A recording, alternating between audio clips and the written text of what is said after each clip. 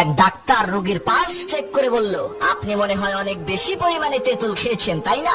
ডাক্তারের এই কথা শুনে রোগী অবাক হয়ে বলল, ডাক্তার সাহেব, আমি যে তেঁতুল খেয়েছি আপনি এই কথা জানলেন কি করে? ডাক্তারের সাথে এক চামচা থাকতো ডাক্তারের ব্যাগ নেওয়ার জন্য। সে রোগীর বাসা থেকে ফেরার পথে ডাক্তারকে জিজ্ঞেস করলো, স্যার, রোগী তেঁতুল খেয়েছে এই কথা আপনি জানলেন কি করে? তখন ডাক্তার বলল, আরে বোকা, আমি দেখলাম রোগীর খাটের নিচে অনেকগুলো তেঁতুলের খোসা পড়ে আছে, তাই অনুমান করে বলেছি শক্ত হয়ে গেছে। ডাক্তারের কথা শুনে তার চামচা বলল, হায় রে আমার কপাল, ডাক্তারি করা বুঝি এত সোজা, তা তো আমি আগে জানতাম না। কয়েকদিন পর ডাক্তারের অনুপস্থিতিতে সেই চামচা চলে গেল এক হাঁপানি রোগীর বাড়িতে চিকিৎসা করার জন্য। সে দেখলো রোগীর খাটের নিচে ছেঁড়া জুতা পড়ে আছে। সে রোগীর হাতের পালস চেক করে বলল, আপনি বোধহয় অনেক বেশি পরিমাণে ছেঁড়া জুতা খেয়েছেন, তাই না? চামচার এই কথা শুনে রোগীর আত্মীয় স্বজনেরা সেই চামচাকে দিল এক থাপ্পড়।